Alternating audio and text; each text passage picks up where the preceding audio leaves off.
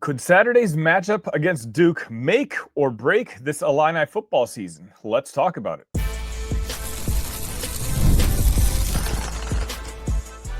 You are Locked On Illini, your daily podcast on the Illinois Fighting Illini. Part of the Locked On Podcast Network, your team every day. Welcome welcome all to another edition of Locked On Illini. Thank you all so much for making us your first listen each and every day. Today's episode is brought to you by Mazda. Just like there's more to every player, more dedication, more attention to detail, there's more to a Mazda vehicle. Stay tuned later in the episode for highlights in this week's Moving the Game Forward. Mazda, move and be moved. My name is Sonny Verma, your host here at Locked On Illini, where I continue to provide you coverage daily. That's right, every single day.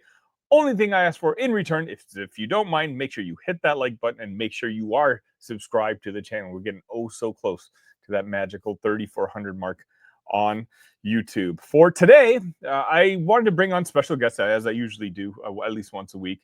JR, thanks for coming on. Thanks for having me, Sonny. Appreciate being here. So I figured we'd do something a little different, and I'm kind of hand up stealing content ideas from Locked On Badgers because I watched them do this episode yesterday.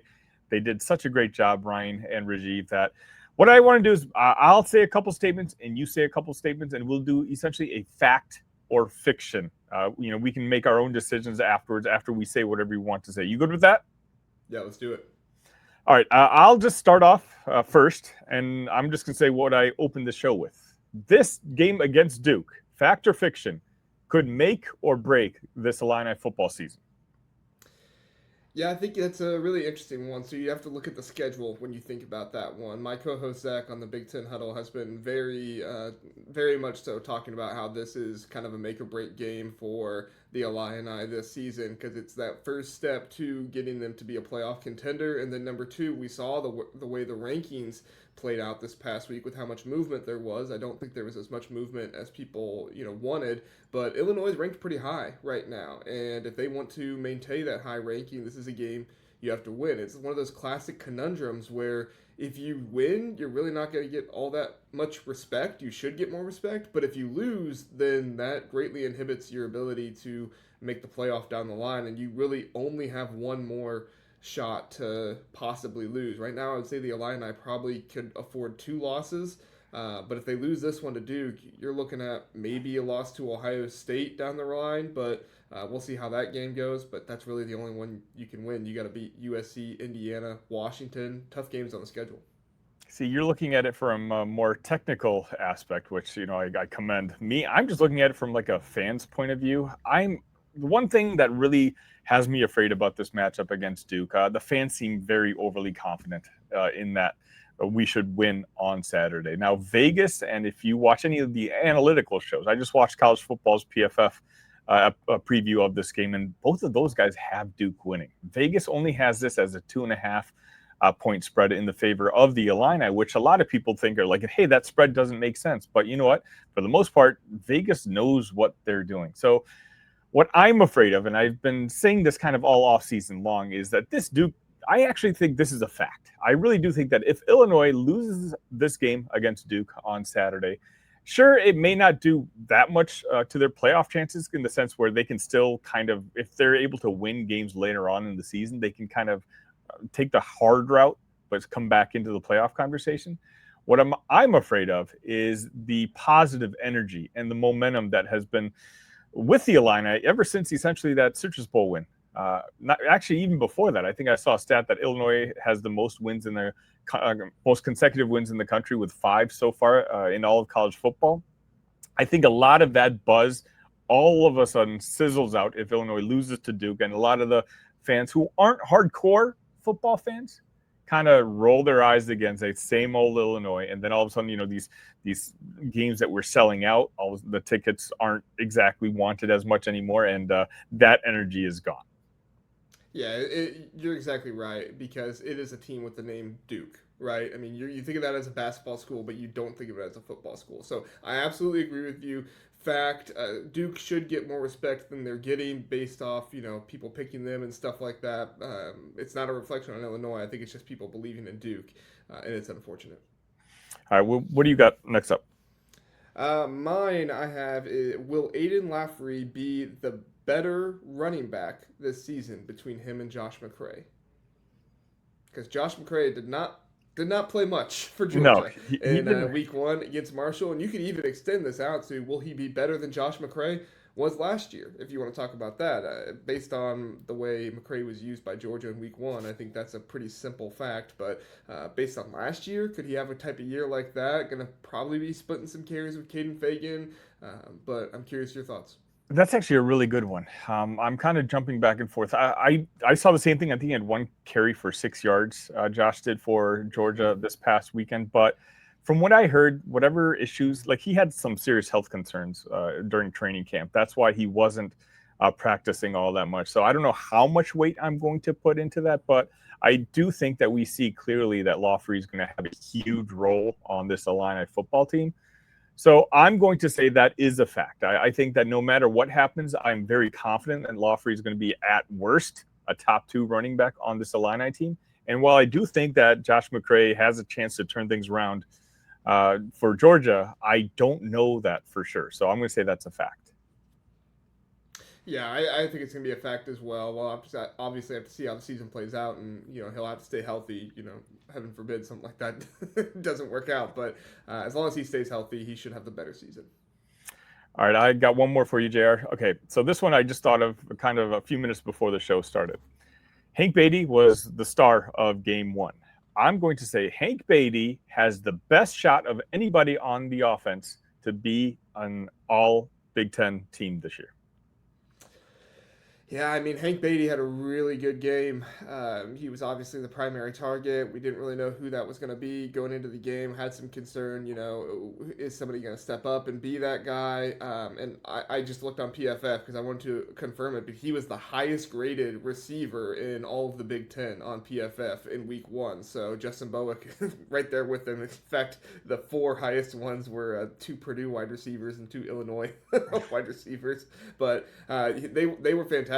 Both him and Justin Bowick. And I think if Beatty gets the stats, right, he only had 108 yards. He didn't have a touchdown. If he can get more stats and he can really get himself up there, have a 1,000-yard season this year, and when you're playing 12 games, all you need to do is average over 100 yards receiving. So I want to see what it looks like against Duke. I'm going to lean fiction for now because I do think, Luke Altmyer and even like a J.C. Davis there at tackle might have a better shot, but I'm just not super sure on the wide receiver room yet. But what do you think? I mean, you can use a cheat code and say Hank Beatty for sure because he can maybe squeeze in as the special teams guy on the All Big Ten teams, That's true. Yeah. returning that punt. But obviously, we're not going to count that. That was not the nature of my question. I think you picked the 2 names who I think are kind of in the argument. I think Beatty's probably on top when it comes to the wide receiver room. I don't think anyone's going to stand out enough from the running back room. Luke Altmyer obviously has a lot of hype coming into this season, being that senior quarterback, but I don't think it's controversial to say that even if you look at his numbers from week 1, 17 for 21, I think he had some 200 yards and some change. There could be an opportunity for Luke to have worse numbers than last year and yet still have a better season. And so I wonder that there's a chance that Luke, might have a very good season for the Fighting Illini, but not one that jumps off the page at you when it comes to statistics. And so I'm kind of putting him to the side. I think the offensive lineman, in particular J.C. Davis, is absolutely going to be a contender. But for the sake of this conversation and just all the excitement that Hank Beatty brought to us that week 1, it'd be really nice to have that story. I said this last year, Pat Bryant, we got to see every year progressively get better, and then in his senior season, have the season that he had. Hank Beatty, he's done his job every season he's been here at Illinois, and to have a senior wide receiver kind of take that leap again, those are the kind of stories I love in college football. Yeah, no, I love it too. And honestly, you look at Pat Bryant. Pat Bryant had an argument to be on first team last year. We debated it. We ultimately didn't pick him to do it on the Big Ten Huddle, but we debated it quite a bit. And it was something that was, something you had to think about quite a bit. The hardest thing is just how many good wide receivers there are in the Big Ten. I saw some numbers the other day, had somebody share with me how much NIL money the Big Ten spends on each position by percentage.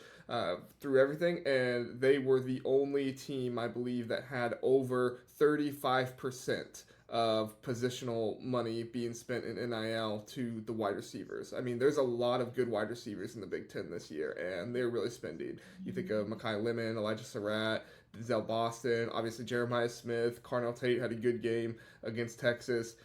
It's just it's such a full position in the Big Ten right now.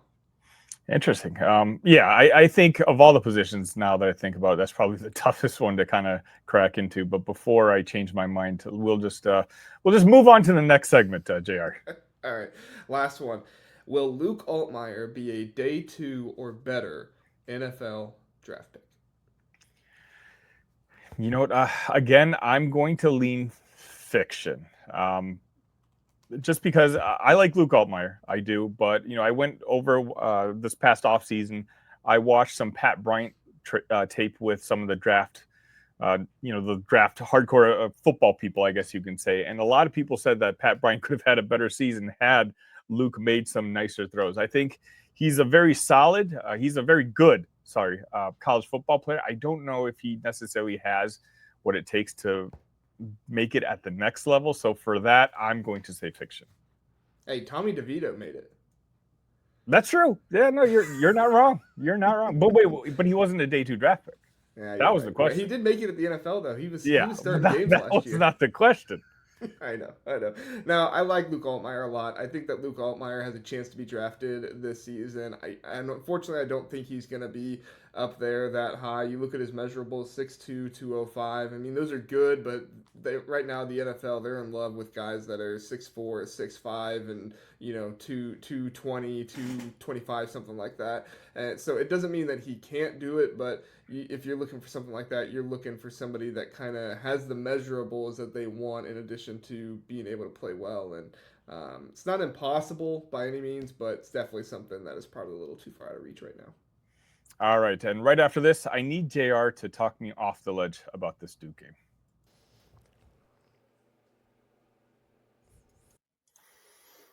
Hey, Locked On Illini fans, are you still paying full price for gas? Stop leaving money behind. Get real cash back every time you fill up with the free Upside app. Simply download the free Upside app in the App Store or Google Play right now and start earning cash at the pump today. Use my limited time promo code FOOTBALL and get an extra 25 cents back per gallon on your first fill up. You could make up to $300 a year just from buying the gas you already needed. At first, I thought it was too good to be true, but it's totally legit. Real people are getting paid just to make their daily commutes, and you can too. Plus, you can cash out anytime to your bank account, PayPal, or an e-gift card for Amazon or other brands. Don't let this offer drive on by. Download the free Upside app now using my limited time promo code FOOTBALL for 25 cents per gallon off your first fill up. That's promo code FOOTBALL. Offers vary by user and location. Go to upside.com for terms and conditions. This is Mazda's Moving the Game Forward, brought to you by those who believe it's not just about playing the game, it's about redefining it. Because these moments do more than win. They push what's possible. They remind us to go that extra yard, shift into that extra gear, and keep moving the game forward. Just think about Hank Beatty, who we just talked about, breaking a 13-year streak of no one being able to return a punt for the Illini. That's the type of game changer that we're talking about Hank Beatty being and Mazda being. Just remember, when you follow what moves you, the unexpected is only the beginning. And just like that, there's more to every highlight, and there's more to a Mazda vehicle. Mazda, move and be moved.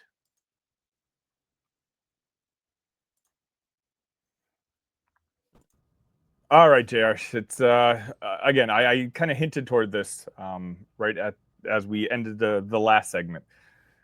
This Duke game, I feel like I was very confident. On Monday's episode, I literally told Locked On College Football that I predicted a 27-17 victory for the Illini. But I feel like, I don't know if maybe I'm trapping myself in the sense where the more I'm getting other people's feedback, and quite honestly, feedback that I actually do respect, a lot of them are taking Duke and the points. And now I'm starting to get nervous as game day gets closer. Should I be? I mean, there are definitely aspects to this Duke team that could get you in trouble, right? Darian Mensah, he's a playmaker. He's somebody that could use his feet and make some stuff happen. So you don't love that. Illinois could struggle.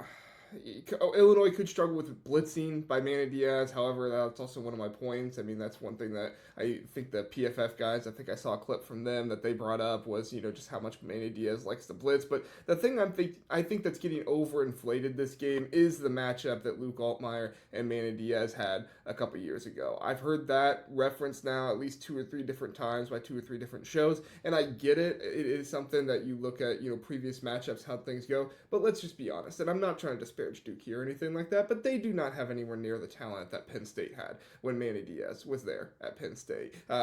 Penn State has a lot of talent. They do a good job, but Duke, and they've done a good job at paying with NIL, Duke has, but they do not have the talent on this team that Penn State had.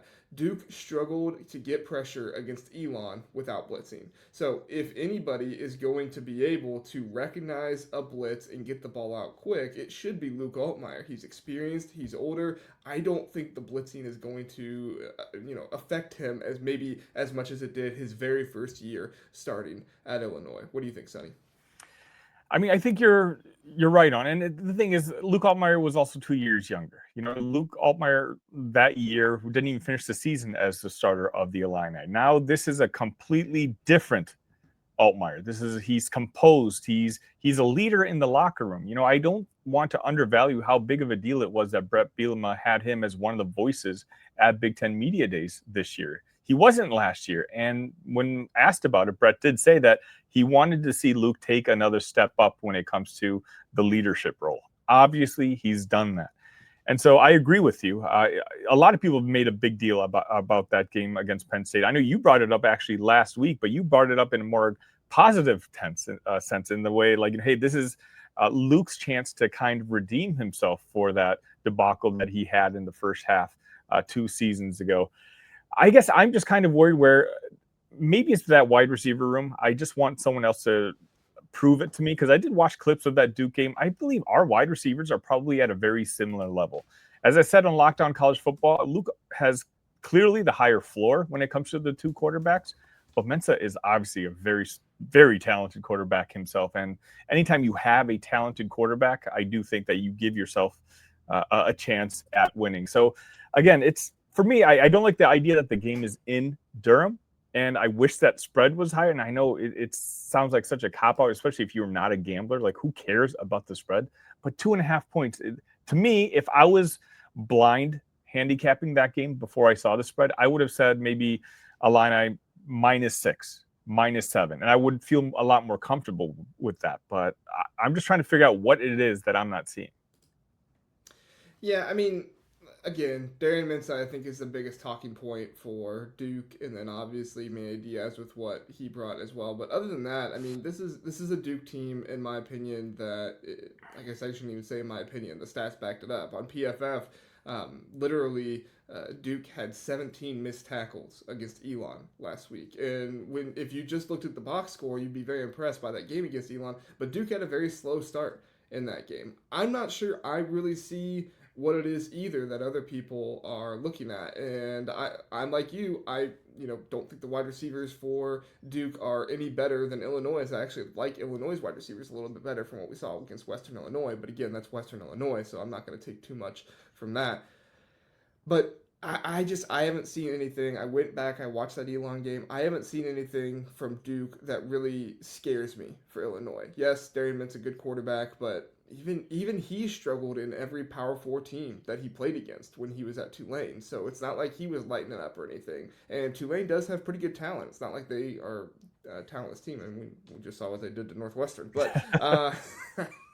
but the way I look at it, this is a game where Illinois should be able to run the rock. Brett Bielema is going to put it on the ground. He's going to take clock. I would not be surprised at all if Illinois has over 40 minutes of possession in this game or something like that if Brett does that. And in addition to that, this offensive line for Duke, I don't think it's a great offensive line. I mean, they're old. They have some veterans on this offensive line, but I don't think it's a great offensive line. I think you could see Gabe Yakis and James Thompson Jr. really have good games in this one. What'd you say? Gabe had, 2.5 sacks against Western Illinois? Correct. Yeah. Yeah, so, again, you don't take too much up from it, but they seem to be using him in a really, really complimentary fashion with the defense. And if they can get James Thompson Jr. going as well, I know they're very excited about him. You're looking at a pass rush that could really give Dane Mensa a lot of problems. All right, Jared. I said 27-17 Illinois. What's your score prediction?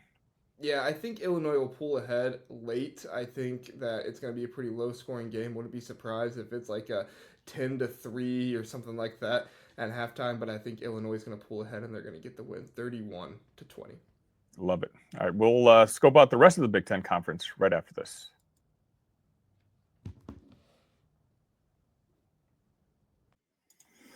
It's almost the weekend. Time to look back and crown this week's MVP on Who's Delivered, powered by DoorDash. Just like you can win every Saturday with DoorDash Streaks, saving more every time you order, these players delivered when it mattered most. Let's break it down. Honestly, I know we've been giving Hank Beatty a lot of love, but I'm just going to say the MVP last week was Gabe Yakis. Not that everybody doesn't already know his name, but if you don't, and you follow college football, trust me, you will know. I think he's a top 15 player in all of college football, not just the Big Ten Conference, and I think the rest of the country is going to find out about it, hopefully, as soon as this upcoming week. And just like that, just like Gabe Yakis delivered for the Illini, DoorDash delivers your Saturdays. With DoorDash Streaks, you save every Saturday you order. Stack it up all season, and you could save up to $250, including $100 in DoorDash credits. Order this Saturday. Keep the streak alive. Fuel your game day only with DoorDash. Terms apply. Promo period through 11/18. All right, Jer. We talked a little Illini Duke. What's going on in the rest of the Big Ten Conference? Oh, we got high drama up there in Oregon, Sonny. We got Mike Gundy with his comments talking about, pocket watching over there at Oregon. So, I missed this. Wait, I missed this story. What happened? Oh, you missed it? Oh, my gosh. Okay, so basically Mike Gundy has decided, Oklahoma State head coach, has decided to open his mouth and talk about how teams should not be playing other teams if they're not on a similar financial level. He was talking about how Oregon probably paid $40 million for their roster last year, which is so incredibly crazy to me that all of these big teams, everybody just wants to throw out the largest number possible. Like, right. It was $20 million for Ohio State that everybody was like, oh my gosh, this is crazy. But now we're talking about last year, and because Texas got $40 million thrown around, now Oregon spent $40 million last year. It's like, I don't know. These coaches, I know they're kind of away from reality a little bit, but it's just kind of crazy. And he claims that they have only spent $7 million the past 3 years, Sonny, on their roster. So apparently, he views it as some kind of badge of honor. I don't know if he's like Dabo Sweeney on steroids right now or what, but it's just kind of a crazy thing to say. And then obviously Dan Lanning, I don't know if you saw that on Twitter, but he had a pretty great line to say back. He obviously said, respect Mike Gundy. He said, how blessed are we at a place that values winning? And then kind of his final line that I just think really got him was, I'm going to butcher it here, but he said, some teams save so that way they have an excuse for when they don't win. Oof. That sounds like something Lanning would say. Do you think? And the thing is, Coach Lanning is one of those guys who knows what you said, and I think he might, if he can, take it out on him in the scoreboard.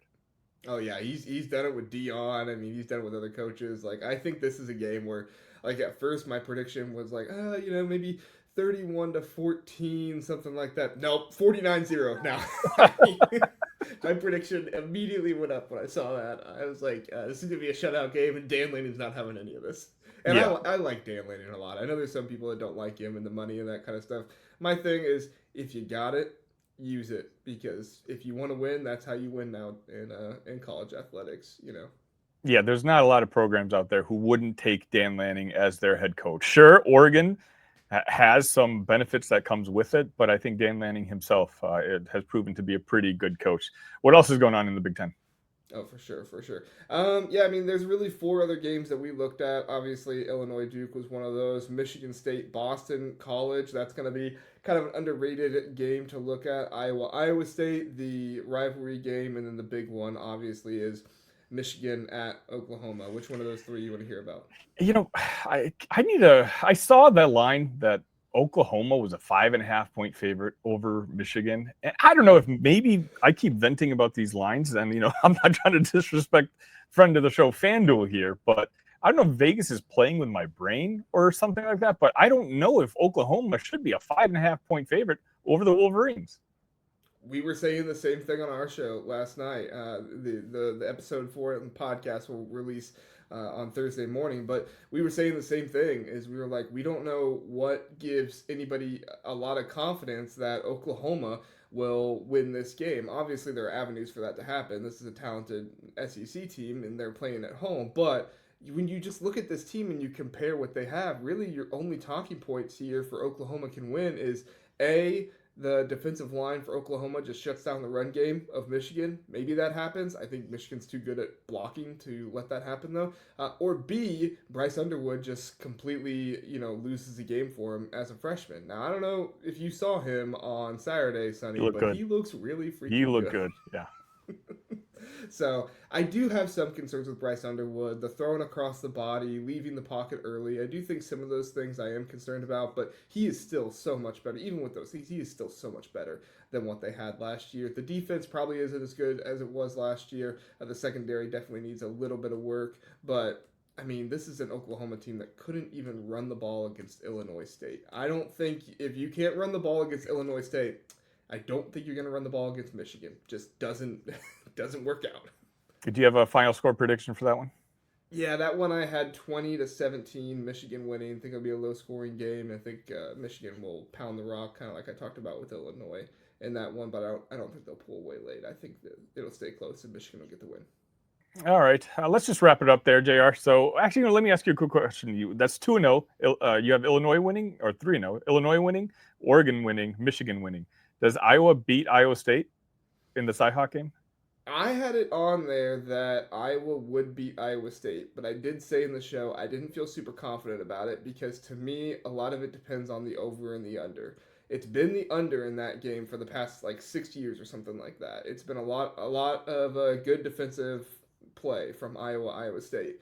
But this season, it feels like with Rocco Beck, Tim Lester as the offensive coordinator, Iowa, it feels like it should go with the over. And if it does go with the over, I like Iowa in this one. But in order to go with the over, Mark Gronowski needs to throw for more than 44 yards. So I do think Gronowski could still run the ball and they could still pick up some yards that way. But if you're Iowa, I don't think you're winning this game if Gronowski throws for less than 50, probably less than 100 yards. All right, Jared, can you let the folks here know where they can find your work? Yeah, I've referenced it a couple times. The Big Ten Huddle. Me and my co-host Zach, we're talking Big Ten all the time. Got a lot of reaction shows and stuff like that. People really seem to like that. So, Friday night we'll go live after the game. Maryland and Northwestern both playing that night. Zach and I were joking that if Northwestern loses to Western Illinois, we're just going to be going insane on Northwestern. So if anybody out there, big Northwestern hater, come on in on Friday night if Northwestern loses to Western Illinois. They shouldn't, but that's why we would go insane because it shouldn't even be something we talk about. But when you throw 4 interceptions and lose 23-3 to a group of 5 team, that's what you get. I don't feel so bad. All right, Jared, we'll see you next week. All right, thanks, Sonny. See you.